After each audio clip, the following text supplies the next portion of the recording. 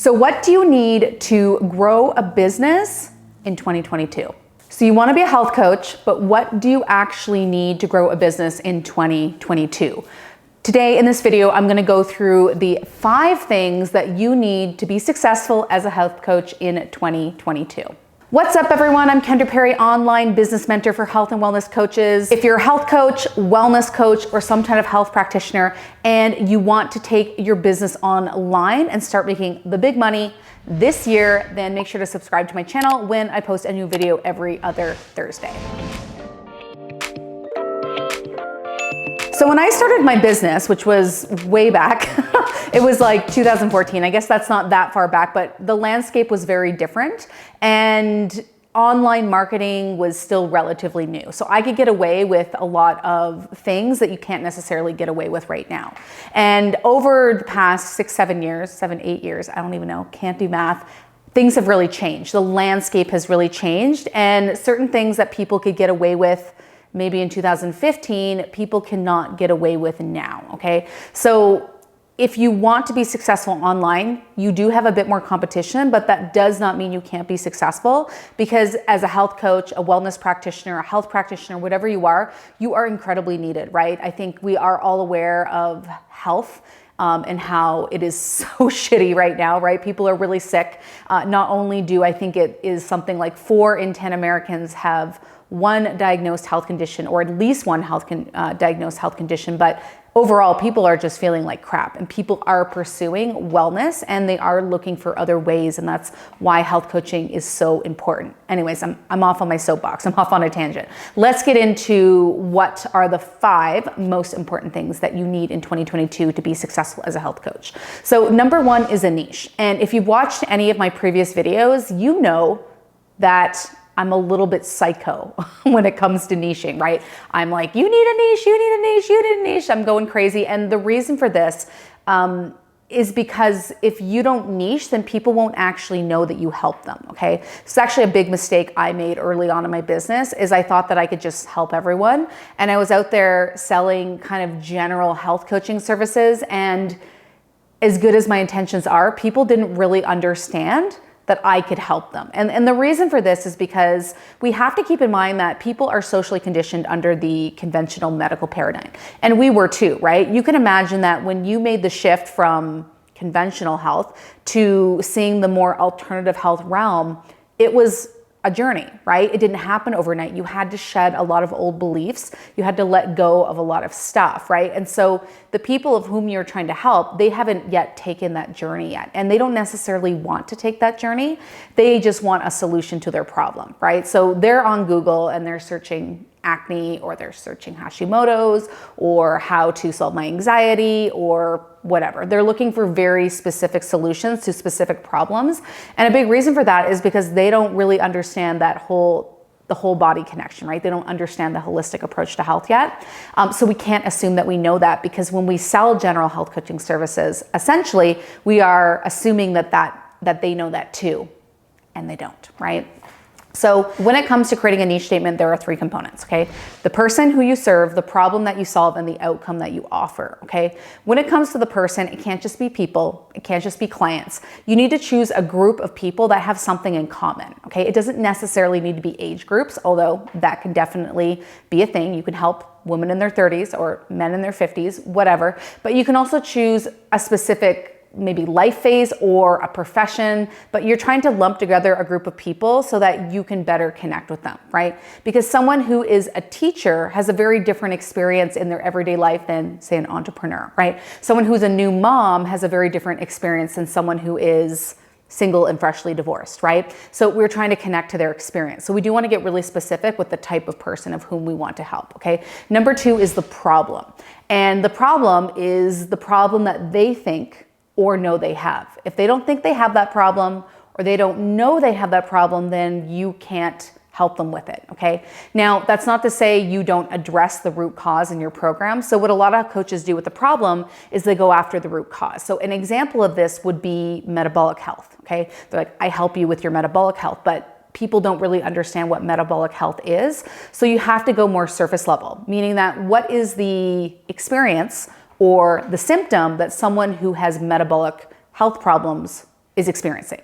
Well, it's probably obesity or being overweight or maybe heart disease or diabetes, right? So you could help people with any of those things because either they think or know they have that problem, right? Now, of course, once they come into your program, you're going to address their metabolic health. That all gets addressed inside your program. Root cause all gets addressed, right? And you can address whatever you want: detoxification, metabolic health, gut health, hormones, whatever you think is going to help the person lose weight, reverse their diabetes, reverse their heart disease, whatever, right?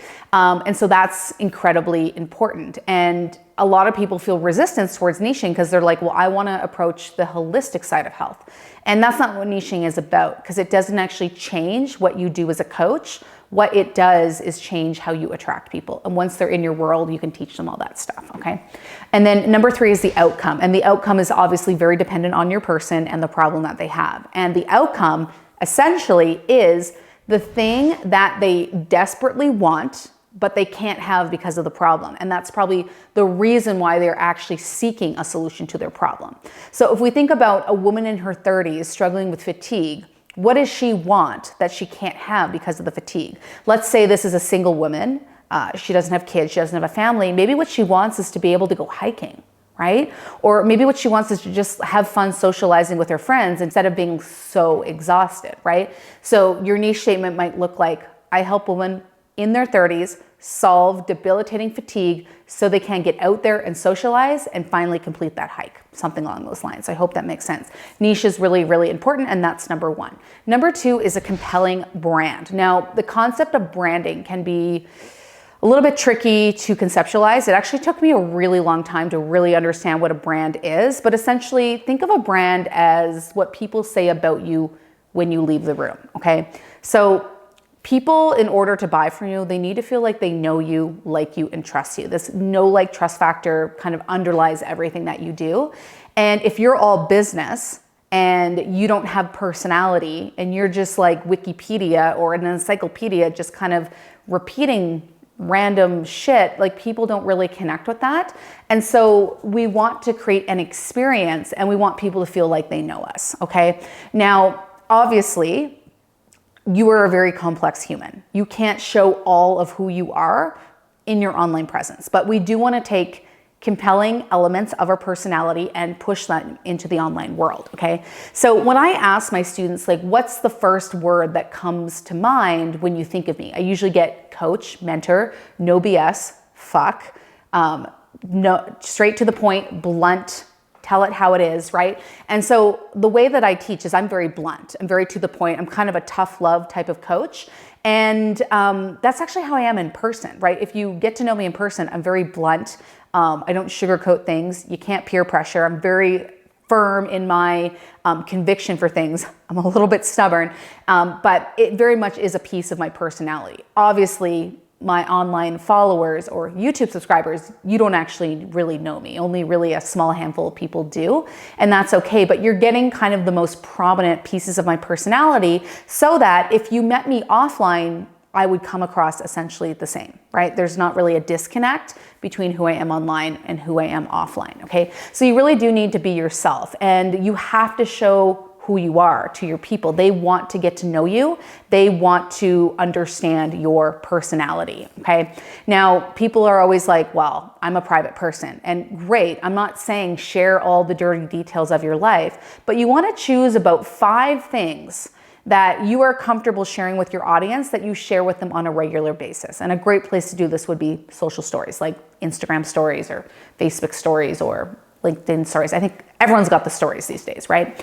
And so maybe that is your nature walks, right? Maybe that's your super cute dog, right? I show my cat all the time, and she's just right there. I love her. But essentially, I share crazy cat woman pictures all the time because I love my cat, right? So I'm always kind of showing my audience my cat. I also show my audience my nature walks and my love of reality TV, right? And so it can be things as simple as that, right? Maybe it's that you love to shop, maybe it's your fashion style, maybe it's the food that you cook. Whatever it is, you just want to be consistent of showing those things to your audience because that's just going to help people get to know you and feel like they can relate to you. So that's number 2, which is your brand. Number 3 is a signature program. So gone are the days where you can sell one-off sessions, meaning like You give me $100, I give you an hour of my time. Not only is this a recipe for burnout, it's really hard to attain the amount of clients that you need to acquire in order to make good money, right? If you're charging $100 an hour, you have to do 100 appointments a month, which is kind of fucked, right? But not only that, is it's not great for client results or client experience, right? What people are looking for is an experience, a coaching experience. Not only do they want to solve their problem, but they want to have fun doing it, right? They want to feel supported. They want to be held accountable. They want to feel like, oh my God, that was the best fucking thing I ever did, right? And so that is where a signature program comes into play, right? And a signature program might be 8 weeks, it might be 90 days, it might be more, right? And the client is committing to this upfront time commitment. They are paying more money, which makes it more sustainable for your business. Plus, you're providing the support, the accountability, the resources, the action steps, everything that they need in order to move towards the transformation that they want, okay? And I get a little bit of pushback with this because typically people will say, well, Kendra, I know so-and-so and they're selling single sessions. And that's great. There's always outliers. But the first question I want to ask is, when did this person start their business, right? Because again, when I started my business, you could actually get away with this. But what I will tell you as someone who did sell single sessions early on in my business is it was exhausting and it was incredibly unfulfilling. Because a lot of times I would see someone one time and fuck, you know, like I wanted to see people get the result. I was deeply committed to facilitating these people's transformation. But a one-off session is really low commitment and most people didn't really stick with me. So I was in this constant hamster wheel of client acquisition, okay? So that's number 3, signature program. Number 4 is visibility, right? This is your marketing, right? We have to get out in front of people, right? And your visibility should obviously be consistent with your brand and your niche, okay? So when we think about visibility, there's a bunch of different ways that you can do this. What I teach my students in Health Coach Accelerator is to use social media along with collaborations, okay? Some people will use paid advertisements, but paid ads are quite expensive. You usually need to hire someone to run them for you. And oh, they're so tricky these days. That's what I can say. I've been really having a hell of a time with my ads these days, right? And so obviously we know what social media is. So you want to choose a social media platform that your ideal client hangs out on, right? If you are targeting millennials, then Facebook's probably not your platform. Maybe you want to be on TikTok, right? But if you're targeting 60-year-old women, then maybe Facebook is your platform because that's where those type of people are generally hanging out, right? And so you want to choose a platform that people are on. So social media is obviously important, right? Everyone needs to consistently post to social media. But social media usually isn't enough to really get traction in your business. And this is where collaborations come into play, right? Collaborations are essentially a situation where there's a win-win effect for both parties, right? So an example would be me being a guest on someone else's podcast, right?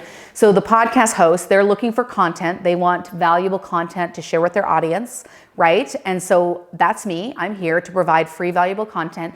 But my benefit, my win in this situation is I get access to their audience, okay? And this is an amazing way to actually grow your audience because those people tend to be a lot warmer because they already trust the host or the person of whom's audience you're in front of. Therefore, you get this sort of automatic street cred, right? So it works really well. The other thing about this is it can go beyond just the collaboration. You could build an actual relationship with this person, which means you could support each other for a long time to come, or you could just have a business bestie, right? You could make a friend, which is always nice, okay? So that's number 4, visibility. You need a way in which to get in front of people. There's a lot of ways to do this. I'm a huge believer of collaborations and social media. Okay, number 5, the final thing that you are going to need is email. You need an email list, okay? So you don't own social media, right? And so you can't rely on social media alone to make sales. That's going to be incredibly hard, right? Because as soon as you get promotional, the algorithm's like, ooh, promotion, right? They don't want people to be getting sold to all day long because that ruins the user experience, right? So we really want to get people into our own world. And we do own an email address. When someone gives you their name and email address, we actually own that information, okay? So you want to get people onto your email list, but you can't offer updates. You can't offer a newsletter. You can't offer something super fucking boring, right? You need to offer something of very high value, okay? The reason for this is because nobody wants more email, right? The inbox is a stress, right? How many emails do you get a day?